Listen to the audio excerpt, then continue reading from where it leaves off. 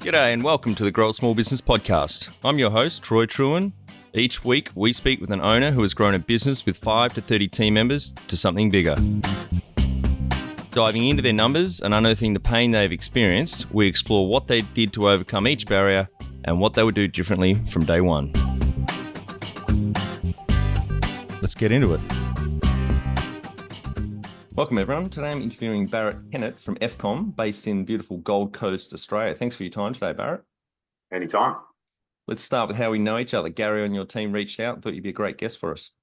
Yeah, we had a good little, a good little chat about the value of good VAs, right? That they, especially when if you're good at being able to give them clear instructions and say, this is the kind of podcast that I'd like to be on, or I'd imagine for you, this is the kind of guest we want to accept. You can shave off a lot of the actual, the time that takes your focus away from the important things. And he's the man. So Gary's, very, very grateful to have him in the team. And he's also been able to, with VAs, with virtual assistants, you find that it's very hard to get good ones that are reliable and have initiative and are well trained and quick. But if you find one good one, they generally know a lot of other good ones. So we've managed to get another couple of video editors and things like that just from being able to strike gold or strike oil there. So so a little VA meetup. It's like Tinder for podcasting, right? Yeah, we were talking before we hit record for the last half an hour. We had to hit record, otherwise we'd never get this done. But yeah, we've both got obviously offshore teams in the Philippines, and it's great. But it still comes down to, as I always say, the most important job a manager does is recruitment. So you can find that rock star or A player in the Philippines if you need someone with initiative. You just got to do your job in recruitment. For sure. Tell our audience a bit about your business, what it does and how it makes money. Yeah, so my core business, I've got a couple now. My core business is it's called EFCOMM, and basically it's a face-to-face marketing agency. So like some marketing agencies will specialize in social media, some will specialize in radio. We do predominantly face-to-face. Number one, it's much more effective, and number two, it's a lot more in line with our purpose as a business, which is oddly enough is really about developing our staff. I've always loved personal development, motivational speaking. One of my other businesses is professional speaking. So I just get a lot of passion and I feel a lot of purpose by helping level up our staff. And when you're teaching people how to sell face to face, there's a lot of skills that I think it's something like 70% of self-made billionaires come from a door-to-door or telesales background, right. Mostly door-to-door. And I think that's because you just deal with so much rejection. You deal with 10 times more rejection in 1 year than the average person has in their lifetime. And you toughen up, you understand, you just get a lot of repetitions on how to be persuasive and how to make people like you and how to overturn objections and not just take no for an answer. And I think those skills, and then being able to develop into leaders, because we sell a lot of low ticket in particular, and we've just started selling some high ticket products now, but because low ticket, number one, you're getting a lot more pitches out, but number two, you can scale a lot faster because the learning curve on how to get good and self-sufficient and cover your costs goes up a lot. It decreases drastically, meaning we can just stack staff on and give people who are good sellers the opportunity to lead teams. So you can you can be running a team of 5 to 10 staff in your first 6 to 12 months if you're good and following the systems and putting the work in. Yep. So that's the main business. So we predominantly the clients we represent, we do lotteries, we do non-for-profits, so like charity, fundraising. We do your rewards programs, roof restoration, any variety of if it's I think between myself and I've got within our network, because I work in a network of other business owners who do what I do, I think we've sold a grand total of like 26 products in the last 5 years. And we definitely know our way around the one size fit all parts of sales. Some is very niche specific, some of it works everywhere, and I think that's so that's pretty much what we do. So you go in and help other businesses build their sales teams, basically. I do that now. So we do a lot of consulting and stuff now, but predominantly if someone's got something they want to sell, we go and sell it for them door to door or in shopping centers or business to business. Oh, okay, great, right. So kind of like hired guns, but we're now in the process of developing our own products 5 years in. Yep. And that's obviously the next chapter of the journey for us. And how did you start out? It was to be totally honest, I'm just unemployable, right? Like I've got the worst ADD of anyone I know, and I'm stubborn. And so whenever I had someone, a boss, so to speak, I just was never very good at taking orders because I either, I just resisted the authority or I could do it better. And even if I couldn't, in my mind, I thought I could, right? And so I was just never a very good employee. And then I got my first sales job, and it was a commission only, shopping center hustling sales job. And it was just the first time ever I'd realized that business could be like a sport. Because previously, my background before I started the company, if you can't see behind me, I was a professional cage fighter of all silly jobs. You can always tell from the bubble gum ears. And I loved that so much. And I never thought that business, I always thought jobs were just something you had to grit and bear. And it wasn't until I had my first sales job, especially a commission only one, where I went, this is a sport. This is fun. Making money can be fun. And that was when I really, I think the cool thing about a commission only sales job, and for me, all of my staff get a wage. I pay, pay quite well actually. But for me, what I loved about being a commission only sales rep was you get a taste of what it's like to be a business owner, right? It's like a safety net. It's like a training wheels business. Because as a business owner now, if I do a bad job on any given week, I can lose 10 grand, right? But at least as a full commission rep, if you do a bad job, the worst that can happen is you make $0. But getting off that wage mentality early, I think that really helped my journey. And then I took a bit of time off. I quit the job because I got, I just had external pressure of, go get a real job, go use your university degree, go, all of that kind of stuff. People that just wanted the best for me. They didn't say it with any malice. And so I ended up leaving that sales role to go and do the things I thought I was supposed to do. I spent about 3 years essentially wasting my time doing jobs I didn't enjoy. And I just hit a wall and just went, you know what? I think I was 26 after that time. And I thought, you know what? All my mates are becoming successful now. Some are running really successful businesses. I need to pick something. And I just went and reviewed all the things I did up until that time. And it was what was the one that I made the most money in, that I learned the most, and that I really felt purpose in and could grow in. And it came back to sales. And I was like, well, you know what? If I'm going to do this, let me be the best at it. And I just committed fully. And that's where EFCOMM started, where I actually started the business doing it. And so what year was that? 2019? Yeah, it's about 7 years ago now. I'm 33 now, and I was 26 when we started the business. So yep. So 2017. Yep. Yeah, but didn't take the business very seriously for the first year or so. It wasn't until I went to a conference because before that, like I would go out. I would Sunday sesh. I'd get buckled on a Sunday night, and then I would come into the meeting like just like just not in good shape. Would go and motivate all the guys, put it on for half an hour, get everyone fired up, send them out, and then just go nap under a table somewhere. Wake up and then make some sales. Like I was not a very good example, but I saw Burn the Boats, that the Hernan Cortez Burn the Boats speech for the first time at a conference, and it was just that realization of I had goal ADD up until that point. Like if I had anytime something got hard or difficult or monotonous, I hit that grind phase, I'd go and do something new because then it was fresh and exciting and whatever. And it wasn't until I realized I just got to pick something and be the best at it that really changed everything. So the business started, let's say, in 2017, but really it started a year later, and that's when we took it seriously and hit the ground running. Yeah, great. And maybe talk about any other businesses you've had or got at the moment. Yeah, absolutely. So look, the one that I really enjoy, I've got a speaking and coaching business, and that's I just because I'm so extroverted, I feel home on a stage. Whether I was fighting, whether I'm speaking, even like I used to be an exotic dancer for a while, right? Why not? And that's a nice way to put it, because male stripping is a different experience than female stripping. Like it's not, you're on a stage, there's 200 people there, you don't even get completely naked, you just go down to like what we call a G banger in the industry, right? And which is kind of funny because my job for about 2 years, like on government forms that you'd fill out, it was stripper / cage fighter was my official position for a while, right? Because I've lived quite an interesting life. But everything I've ever done, I just love being on stage. And if less than 5 people are looking at me, I'm uncomfortable.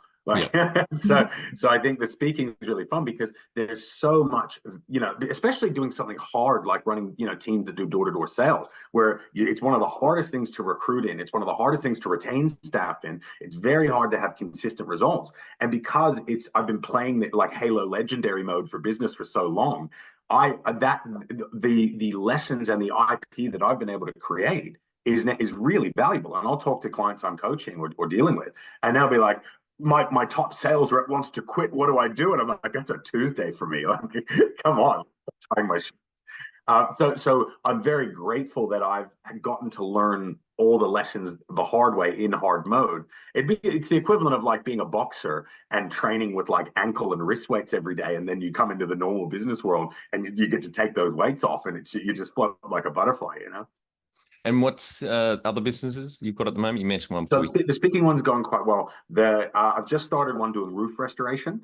And that one we specifically, it was actually one of my old managers who left the company to go start his own company. We had a bit of a breather between each other, but stayed really close friends.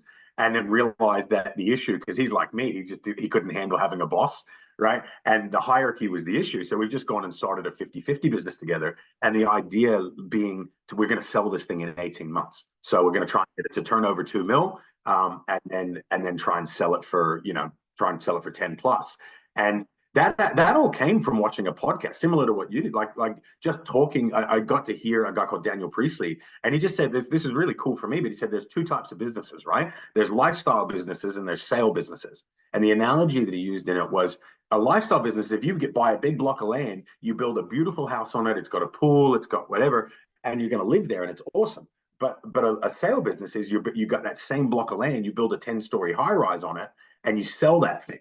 And it never occurred to me that you could start a business specifically to sell it, which obviously I know you deal with a lot of, with what you do. But for me, that was quite revolutionary. And so I went, well, let's do that. And the cool thing about that business is that what Alex brings to the table, my business partner in that, he does the operations. He's actually managing the staff. He's responsible for the results. And that takes up about 80% of your mental bandwidth. Whereas my job is just develop the IP, hire the staff, make sure I'm handling the back end. Well, that's only 20% of the thought, but it's obviously valuable work. But I've realized I can do that. So I've sort of been in talks with a couple of other people doing similar things, basically just going, hey, let's go 50-50. You do the operations, I do everything else. Let's go.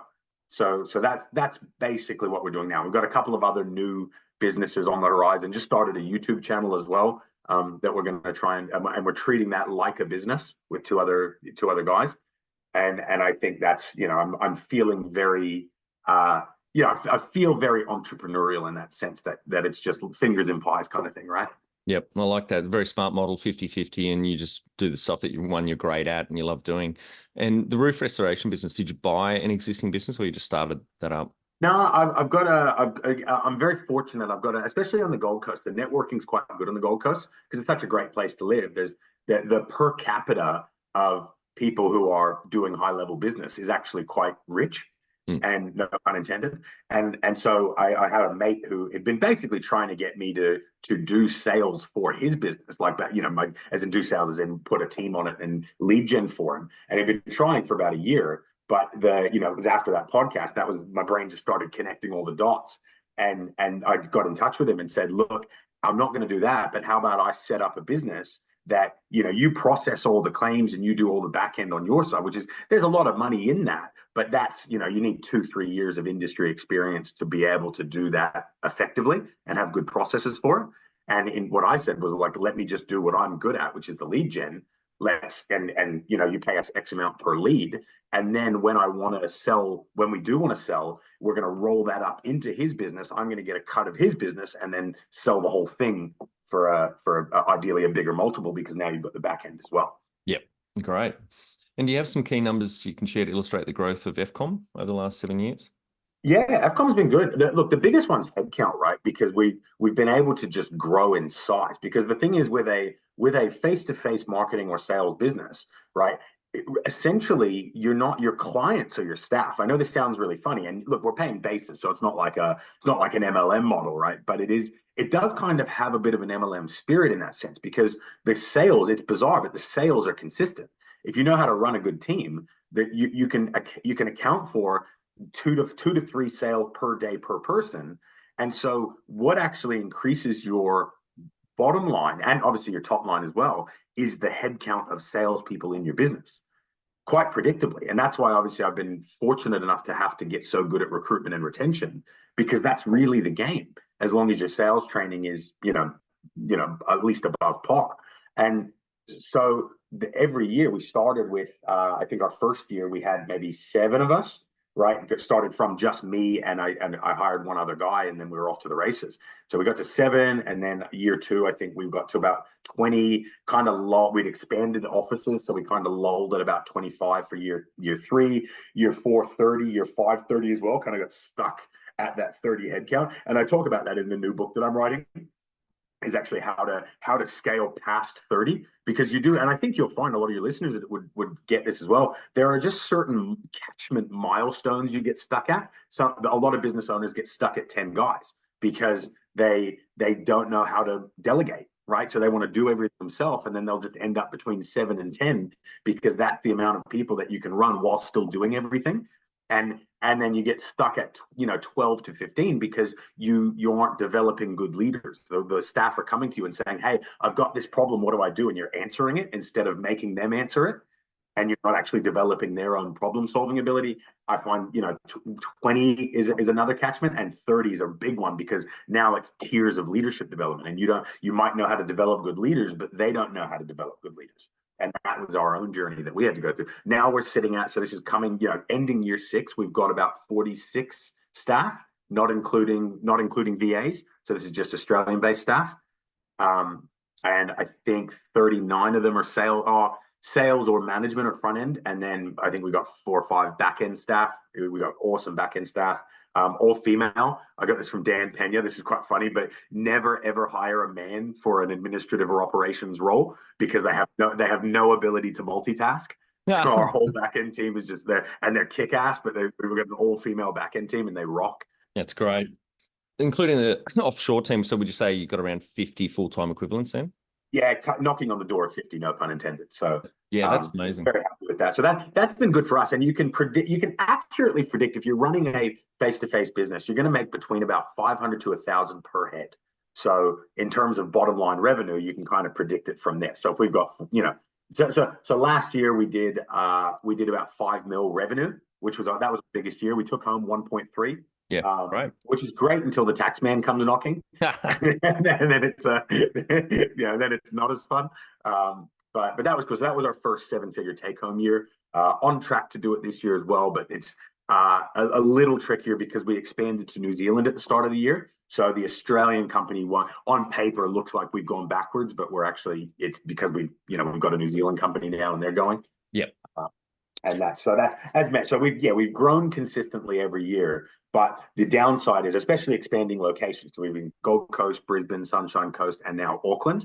There is a learning curve, and it's very painful. It's not a fun learning curve when you're, isolated that way. When was the moment you felt like you had succeeded? No, I mean, I don't think anyone really, if we're in a position like we're in running businesses, we don't have enough complacency or gratitude / complacency mixed to feel like we've succeeded. But I think that it was sort of a gradual thing that people were inviting me onto their podcasts or wanting to, or winning awards. We ended up winning last year. We actually won Best Place to Work in Australia within the Great Place to Work survey. So that was pretty cool. So I think the accolades really helped. Do I feel like I've succeeded? Not when my goals are as big as they are, but do I feel like I'm, above the median for sure? And I think that came from, just those metrics, right? Being able to actually, I know a lot of people, I live on the Gold Coast. I know a lot of people who pretend to be successful, but not a lot of people that can show you a 7-figure bank account, right? And so I think there are shallow metrics, but, to feel above mean, but it's always, we have a knack, business owners like yourself and myself, we have a knack for finding ways to humble ourselves and feel like we suck. And that can then drive you to be better. What does success look like to you? For me, it's impact, right? I know this sounds, I'll get a little airy fairy on you, but I was thinking about this. a couple of months ago, and I was looking at, it was a chart of basically the scale of the Earth compared to the scale of the sun, right? So thinking about, and it overwhelmed me with how irrelevant we are in the scope of existence, right? Like we are, if you think about how tiny we are compared to the size of the world, right, of the Earth, then how tiny the Earth is compared to the size of the sun. It's about 100 times smaller than the sun. Then think about the fact that they're just within the Milky Way galaxy, within our galaxy alone, there are 200 billion with a B suns. And as far as we know, there are 200 billion galaxies in known existence. And I think about just how irrelevant that makes us and how minuscule we are in the scope of time and existence. And it's what brought me back to reality was, okay, sure, but what about the perspective? What about one person? That one person who's, you gave them that one piece of advice, or they spent 2 months working for your company, and their whole trajectory of life has changed. You're like the train conductor that pulls the lever and changes the tracks and puts them in a different direction. And it's like, what about them? And so and again, like I said, it's airy fairy, but for me, the concept of meaning then is impact. How many lives can we be that train conductor for? And so my definition of success, can I, before the time I'm dead, can I do that to 100,000 people? That I can give that, just that, maybe it's that one clip, that video clip, or maybe it's that the fact that they've worked in our business and been able to work in a group of motivated, like-minded people where they realize they're capable of more, people that maybe I can help them overcome the fact that their dad wasn't around and they have self-destructive tendencies because they don't feel like they deserve success, and maybe helping them find an internal locus of control that they can finally, for the first time, feel worthy. Like, who knows, right? But for me, success is about the scale of impact that I can have before I die. Yep, that's a big goal. I think it's a worthy goal, right? Yeah, definitely. It's you, because it's hard to track, but for them, then they know. Number one thing you'd recommend to marketing a fast-growing business? People, get the right people, right? Because your culture is always going to be your market. There's who's the guy that started Zappos? Tony Hsieh. He died, I think, a few years ago. Yeah. Yeah. So I read his book, and one thing that he said in that I thought was brilliant. He goes, customer service is a marketing expense. Totally agree. Customer service is a marketing expense. If you're any touch point that people have with your business is marketing. And I think so. The number one, and there's 100 marketing tips I could give, but the number one tip is find people who align with the values of your business. Do not hire people you don't like, right? And don't keep people in your team who don't value the business. And then every touch point someone has with your staff is going to represent your business well. And the ideas that come from those staff are going to be on brand for what you're trying to create. So I think invest in the right people is hands down the best piece of marketing advice I could give. Yeah, I agree. A lot of people look at customer service just as, not part of marketing, which I totally disagree with. And it's obviously cheaper to keep your existing customers than going out and finding new ones. And if you can get the referral engine going, word of mouth, it's, just gold. And that, again, comes back to having the right people on the team. And the thing with word of mouth as well, and there's a really good book by Seth Godin. Have you read Purple Cow? Yeah, years ago. Yep. And the idea behind that is like you get what he calls sneezers, right? Like if you've got an idea virus, you've got people that are going to sneeze that virus. So who are the people that are, and it kind of combines with Malcolm Gladwell's tipping point, where you talk about you're finding people who can set that thing on fire. And who are the people that are going to be raving fans for your business, and how do you target them more? Knowing that, trying to target everybody. Innovators and early adopters are the only people who respond to marketing. Everyone else on that adoption curve, your remaining 70-80% of your customer base, are only going to buy your stuff or at least partake it, engage with your business if an innovator or an early adopter recommends it to them. And so building the products innately so that they have a word of mouth component, so that they can be literally remarkable. People can remark about them. I think that's another huge thing that a lot of marketers, because everyone's so social media agency, let's target these people, let's use, copycat audiences and stuff like that. But if you innately build your product so that people can remark upon it, you're off to the races. Yeah, it's a great book. How did you fund the business? With my own sales. I went out because it was a very low barrier to entry business, because I just went, hey, let me sell your stuff and give me money to sell your stuff. And so and obviously I had a couple of relationships I could leverage to get it started. But for me, I've never needed capital. I've never actually needed investors. I've never needed business loans, because I know I can sell. And if I lost everything tomorrow, if the whole team left me and mutinied and or died in a plane crash or whatever, right? I know that I could go out and make personal sales. And I think that any entrepreneur that starts a business without sales experience, you're not problem proofing your business, right? Knowing that you can get your sleeves up and go and do it better than other people. And that's not to say I'm the best salesman ever, but I treated it like a sport, and I got good at it, and I know that I can back that. So all of our growth as a company has been organic. We've never actually hired a manager from outside of the company, which is quite interesting. Everyone's come from the bottom, because they understand the culture and they understand the business and they understand the process. And if it hits the fan, they can sell and they can rebuild it from scratch. So all of the growth has come from the revenue from the sales teams. If you were to start up today with plenty of funding, would you go into your industry? No way. It's way too hard. It's way too hard. Now I'd go into consulting. Knowing what I know now. And look, if you Men in Black, neuralized me and took all the knowledge I have from the last 5 years, absolutely I'd go back into my old business, right? I'd do everything exactly the same way that I did it. Mistakes, warts and all, heartache, betrayals. I would not change a single thing that I've done in the last 5-6 years, because of what I've learned from it. But if I lost everything and had seed capital, knowing what I know now, I would develop a huge consulting firm and teach businesses, especially around recruitment retention. I think that's the hot button, because it's crazy looking at the way the employment landscape has changed for staff. Millennials and Gen Zers, they're more likely to quit than they are to ask for a raise. They're so afraid, they're so transient, and job opportunities are so ubiquitous for them that they would rather just hand in their resignation than say, hey, can I have an extra $5,000 a year?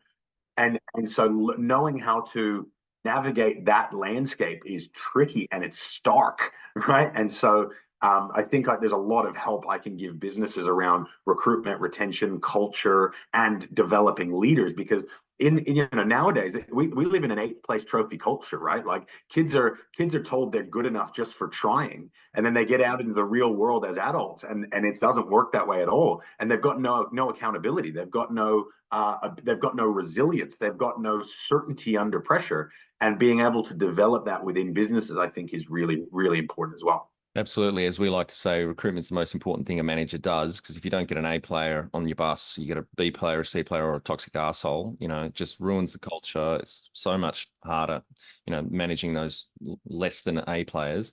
And especially if they're A-level talent, but C-level integrity.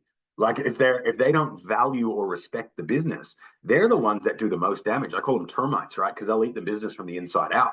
Because when you're not around, they're the ones garnering. Misery needs company in a business. It's not misery loves. In order to be negative, they need to recruit other negative people, and they can turn people negative very easily, especially in a job like sales, where it's hard. Like it's not hard to point out the negatives in a sales job, And it sounds like it's only going to get worse. With a lot of HR surveys show that pay is the 5th reason why someone chooses to work where they do. And it sounds like with the generations coming now, that's going to get even further down the rung. It's that culture, it's feeling engaged and developed and looked after by their manager. That's the things and alignment with mission and purpose is what keeps people at a great business. 100%. And here's what worries me, Troy, is that like the things that people want, and pay is not right at the top, but the things that people are told they want is work-life balance, right? And ideally some level of remote work. And it's like, how the hell are you going to develop a culture as a manager of people who love the business and even who align with the values and the mission of the business if their top goals are to fully clock off and have their own life outside of the business, and ideally not even be there. It's like, how do you do that as a business?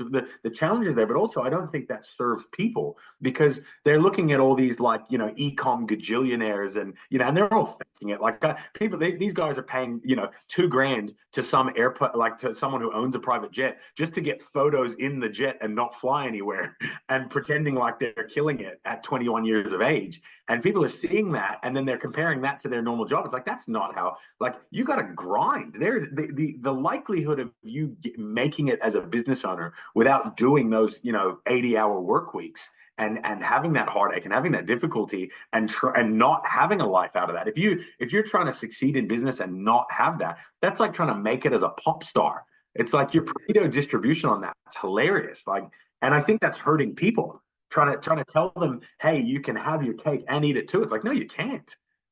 Not with any sort of reliability. Can you outline the most stressful point in your small business growth journey so our audience can learn from it? Oh yeah. Yeah. Now look, the most stressful point for me by far was when we opened 3 offices. So 1 to 2, right? Going from 1 to 2 was all right, because you've still got enough time that you can sort of, you can help everybody. But I moved to Sunshine Coast to open that office. And the guy that I moved with was pretty good. I was very fortunate there, but everything was going south. We were hemorrhaging money. We just couldn't make it work. It just, the scalability wasn't happening.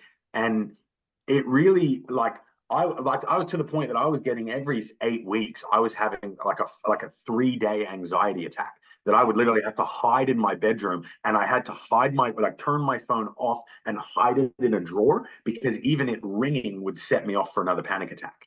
And I was like, and you can't tell anyone, because you can't tell your staff that, because you can't show chinks in the armor. So I was just super isolated and couldn't tell anyone. And, it was dark. And because just the pressure of everyone who's trusting me to lead them, I'm going to let them down at any second. This is going to come crashing down at any second.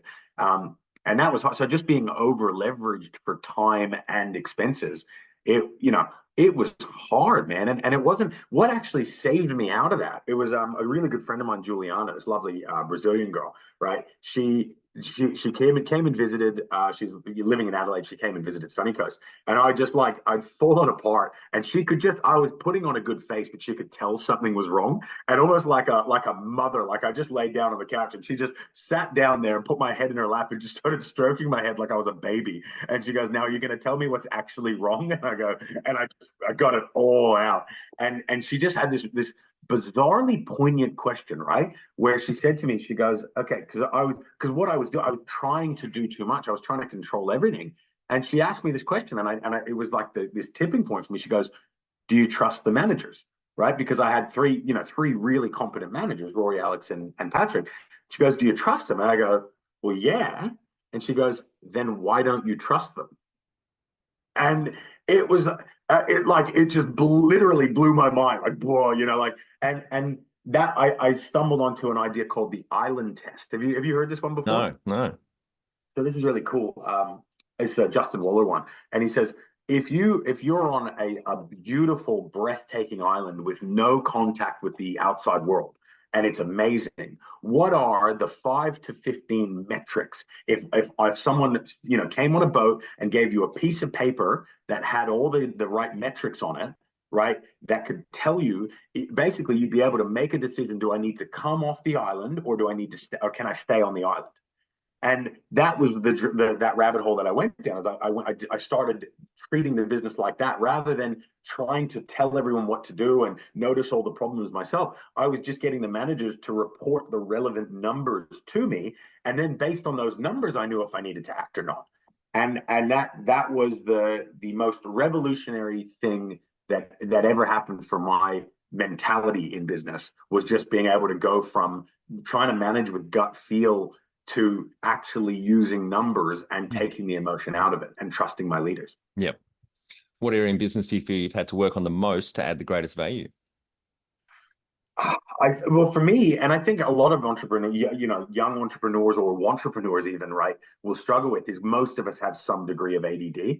And it's very difficult for us to be organized and disciplined. And for me, the areas I've had to level up in, going from, a 26-year-old with no money to now a 33-year-old entrepreneur with multiple businesses, is I had to become a disciplined and organized person. And that's much easier said than done, right? And the analogy I use for that is really understanding identity and how identity works.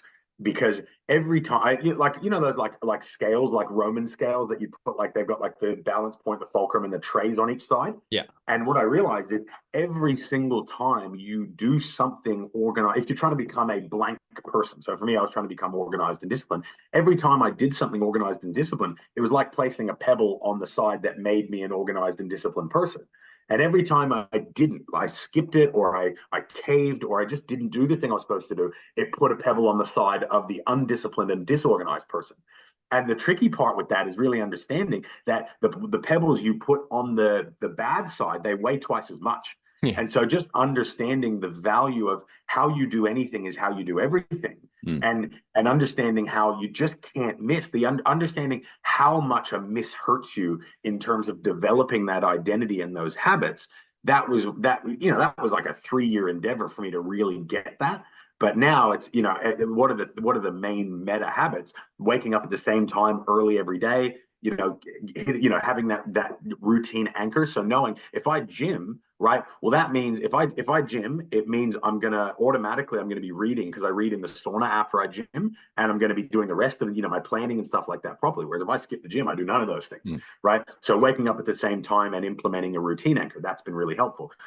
Using reminders and alarms. So the very second I have an idea with someone and says, oh, we should do that. Okay, hold on one second. I'll be rude. I'll interrupt a conversation. So to go, hey, Siri, set a reminder for XYZ on Friday so that I can, ABC, right?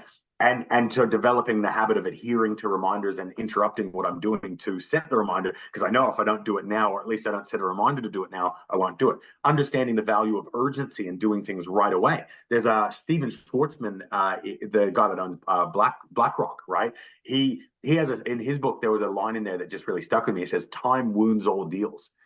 Understanding, like if you and I have a brilliant idea for a joint venture, we got to do the due diligence within 4 days, or it's not going to happen. Yeah. Right? We're both just going to get busy with our other projects, right? So understanding. So I think, consistent routine, the value of it, setting and adhering to reminders, and overall urgency. Those are the meta habits of being organized and disciplined. But the overarching and most powerful one is developing an identity that I can say now, I am a disciplined and organized person. I never used to have that. What have you enjoyed the least about managing fast growth? It's funny because I'm so hooked on learning and growing that the failures that you learn so much from them. When you change your relationship with failure, it's very hard to hate it, because it's going to make you improve. And if you get hooked on your own improvement, I call it racing your ghost, right? Like, have you ever played Mario Kart back in the day? Yeah. Or any kind of racing game? Yep. Right? If you do a time trial, rather than the Grand Prix where everything can go awry and everything can go wrong, rather than that, you do a time trial where the only other person in the race is like a translucent ghost version of yourself. And if your goal, rather than just trying to beat everybody, is to just get better every day and trust that if I'm out improving or I'm out learning people, the results are going to show anyway. It's very hard to have disdain for the things that go wrong. I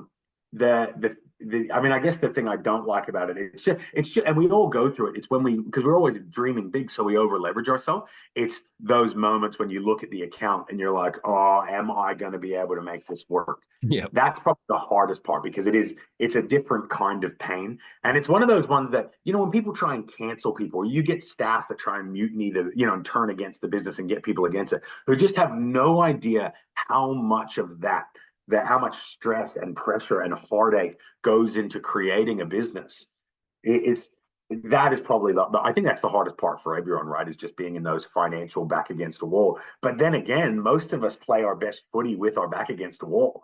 So it's also kind of hard to hate that too, right? What do you love most about growing a small business?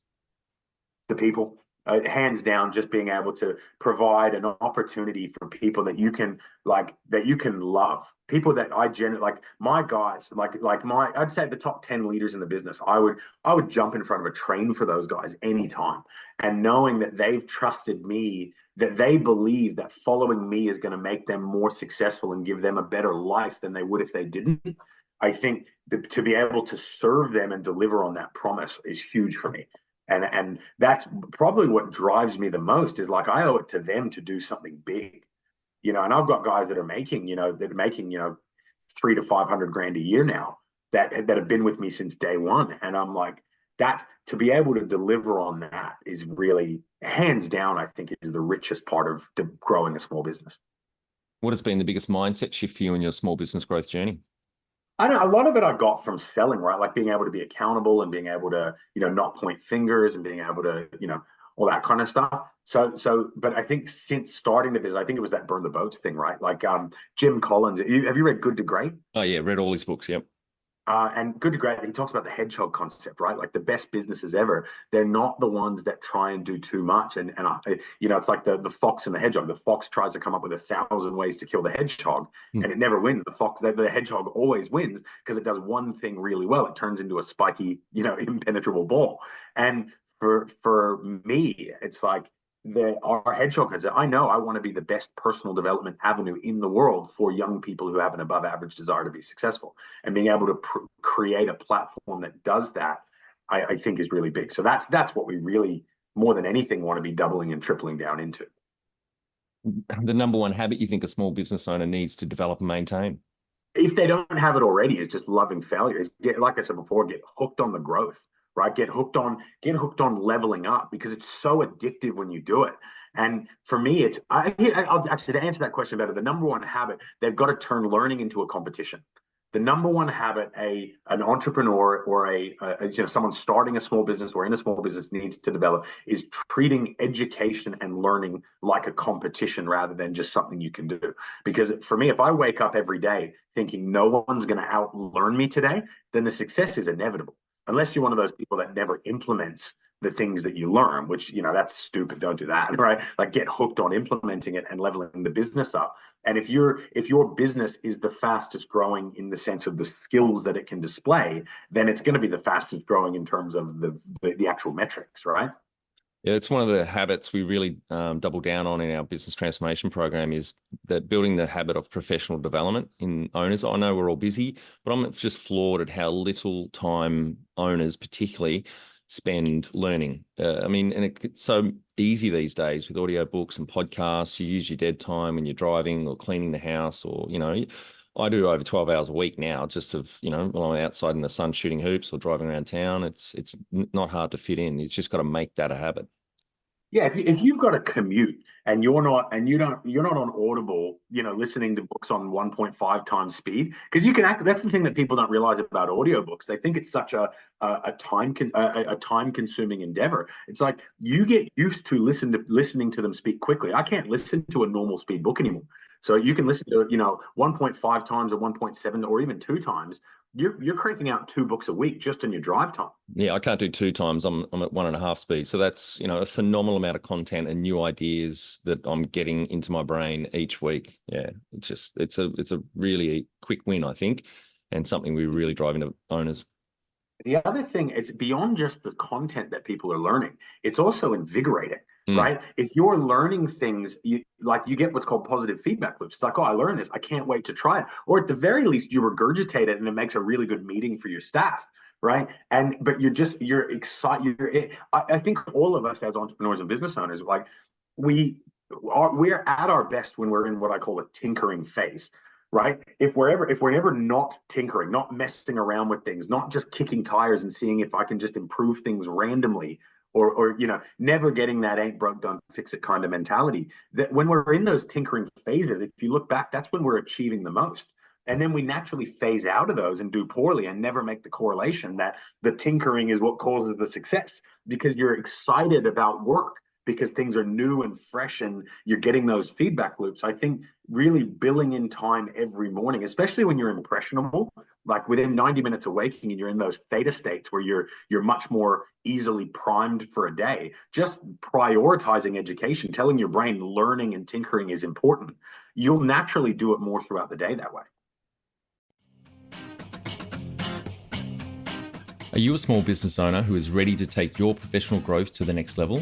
Sign up to the Grow a Small Business Weekly newsletter. This is your go-to email every Friday and will take about 2 minutes to read. Join the Grow a Small Business community who, like you, are investing in their professional development. Each week, we curate valuable resources, whether it's expert advice, books, podcasts, industry insights, or actionable strategies. We've got you covered.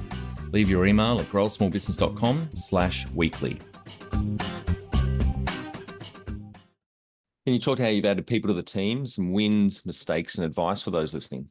Yeah, so look, the one thing that I've developed my own little hiring thing for salespeople, and feel free to steal this, right? This is for salespeople, because if you're going to scale, one thing a lot of people screw up is they try and scale through the back end, and it's like, no, if you want to scale, you scale with salespeople, with sales teams, and so being able to hire and manage good sales staff is really a key to fast growth, right? And for me, I learned these gradually with time, because I call it the 3 T's of hiring sales staff, right? You need talent, you need team fit, and you need toughness. And I learned them one at a time, because I used to just hire for talent, right? So I used to just hire if they were confident and if they could look me in the eyes and if I could tell they were, that they just had the banter they needed to get people to like them and excel in a sales role. But then you'd find the culture would go off, or you'd get those people that were cancerous to the team or were whatever. And then I realized, okay, well, we also need to then hire for culture. So do they fit the culture? And you don't want to have a fully homogenous culture. You want to be able to bring fresh ideas and fresh perspectives. So you don't want to, you widen the aperture a little bit, but what are the non-negotiables of people in our business? For me, it's they can't have so big an ego that they step on each other to get to where they want to go. We need a team that feels like a family, that looks out for each other, has each other's back. I need people with high standards. So anyone that points fingers, I can tell that they're, they speak ill of a previous employer, or they just, that kind of thing. They're not going to get on the boat, right? They're not going to get on the bus. And then obviously for us, growth is a big component. So people that love learning and love leveling up, people that get easily obsessed. So knowing to hire for not only talent, but team fit is really important. And the last one was one that we really kind of clued onto recently in the last couple of months, was also we were hiring people who had great talent and great team fit, but the results were still quite inconsistent. And we're like, how do we get the results more consistent? Well, who are the people who are the least consistent? They're the ones who aren't tough, right? Because especially in sales, but I guess any part of business, you can't have soft people. Soft people are inconsistent because inconsistency comes from poor mentality. And people that can back themselves, people who can have a bad day, and instead of coming in and doing poorly again because they don't believe in themselves, they're coming in and smashing it because they got something to prove, right? And so the question I ask myself when I'm interviewing, and I know this sounds really funny, but I go, if I hit this person in the face, what would they do? That's what I tell all my managers to look for when we hire, because if they'd hit you back, that's tough. And if you think they wouldn't, if you think they'd cry, you think they'd run away, right? or at least not make a big issue of it, that's not someone you want on your sales team. And so that's the mistakes came from hiring not those people. And what we learned was, talent, team fit, toughness. We find those 3 things. That's a reliable hire. Love those 3 T's. What are some of the things you recommend to building a sustainable and kick-ass culture to help with the growth? 3 things that go into culture really important, right? Number 1 is you've got to have values. You actually have to list out, especially when you're scaling, right? It's easy to have a good culture if you're running the business every day. But if you then want to step away from the business, or you want to have multiple locations, you can't scale the culture if you don't know what the culture is. Because if you're just running culture off gut feel, it relies on your gut to feel it, right? And so being able to actually list out what are our non-negotiables. Phil Knight did this really well with Nike. They had eight values, 8 principles, like live off the land and we're on offense all the time and stuff like that. And you got to spam it. That's the one thing. It's one thing to create the values, but you have to be on the guys every day talking about the values. At least every week. We give an award every week. We give $100 to the person in the team that we think displayed the values the best. right? You got to highlight. If someone displays the values, you make a big deal, you give them a lot of recognition for it. So number one is actually quantify what those values that create the culture are. What are your values? What are your principles? What are your non-negotiables? What are things we don't allow, right? I like in our Brisbane team, and that can work in with sub values as well, like subcultures within the team. So our Brisbane team, and this one's quite funny, and I try not to swear very often, but I don't want to destroy the integrity of their values. So I am going to here, so you can bleep it out if you need to, right? But it's their values is no loba, right? No loba, right? And loba stands for no lazy cunts, right? No 1 foot inners, no babies, and no anchors. So people, they got to work hard. You can't be lazy. You can't be slowing the team down, right? You got to be all in. If someone's got 1 foot in this camp and they're working on this or working on that, or not fully drinking the Kool-Aid, get out. Go. There's other places you can work. No babies. So people that they've got to have a strong mentality. They need someone that if you need someone to hold your hand and tell you how to do your job, you don't belong here either. And the last one's no anchors. You've got to be leveling up. If you're not leveling up, then you're leveling the team down. So that's their culture, right? So being able to have those rules is important. The other one is obviously what I call the business versus fun balance, right? I think, and you can always tell if the team's not doing well, it's either because you're having too much business, meaning that we're being too strict and it's not fun and it's not exciting, or we're having too much fun and the morale's there, but the organization and discipline isn't.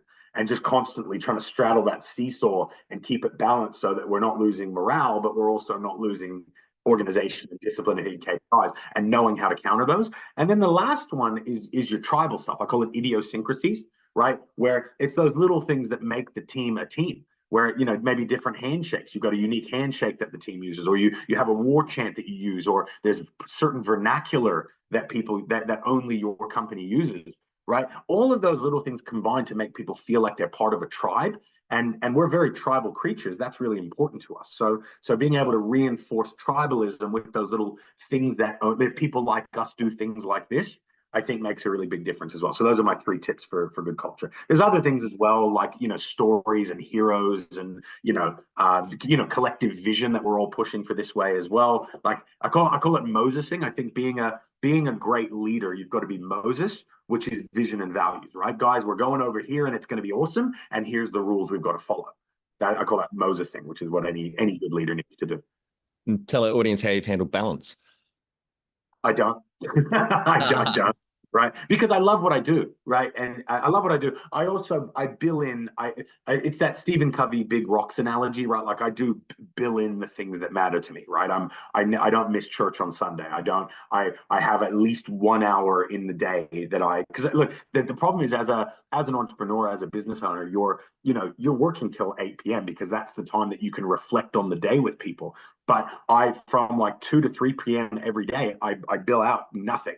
I'm going to play video games for that hour. I'm going to read a fiction book for that hour. That's my 7 to 9 p.m. that most people get. I don't get that. So I do make time to recharge my batteries and do the things that matter to me. But I think when you love what you do so much, it's never boring or it's never unpleasant to work. And if you don't love what you do, find a way to love it. Find the things about it that you love and double down on that.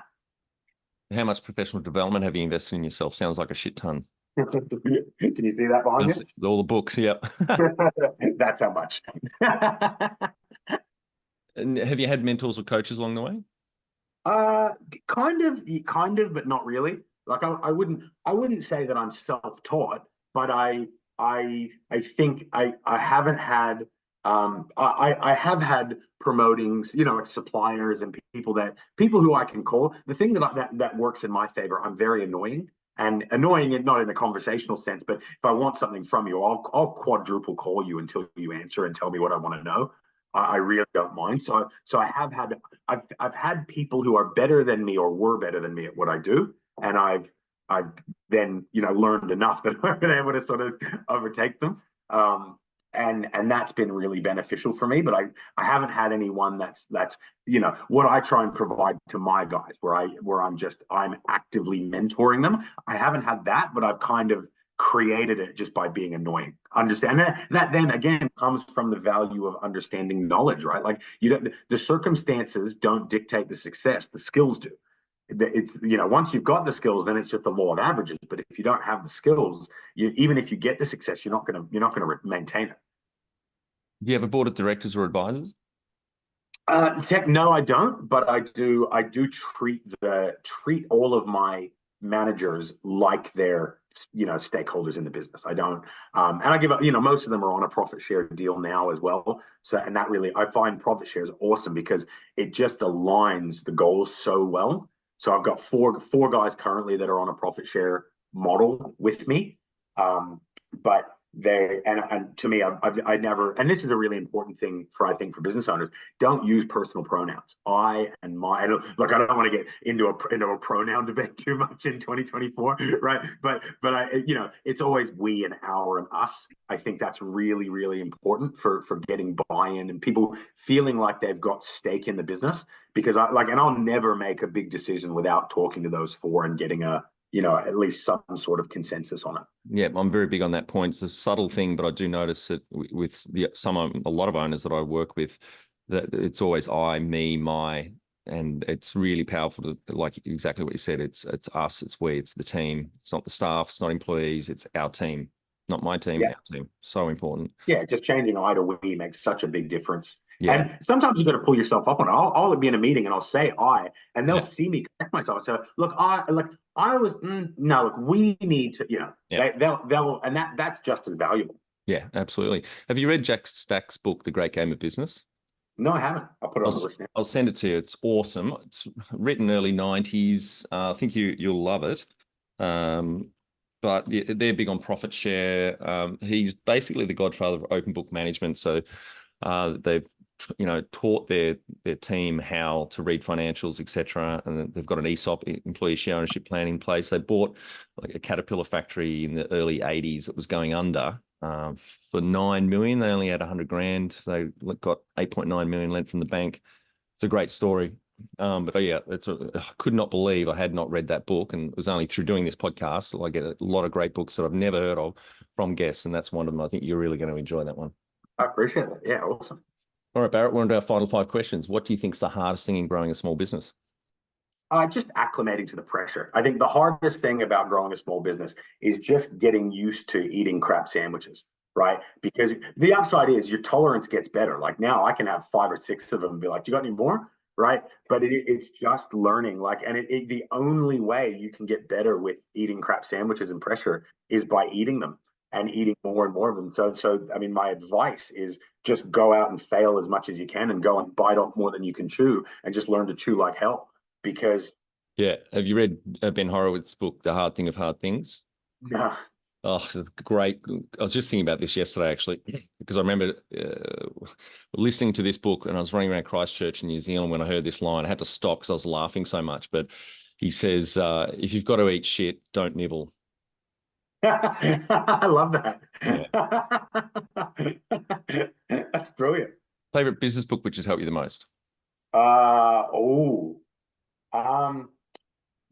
Business book got to be one of Patrick Bet-David's. He's unbelievable. So Next 5 Moves or Choose Your Enemies Wisely, I think here are unbelievable. So as far as pure business, personal development, I'd probably go Atomic Habits.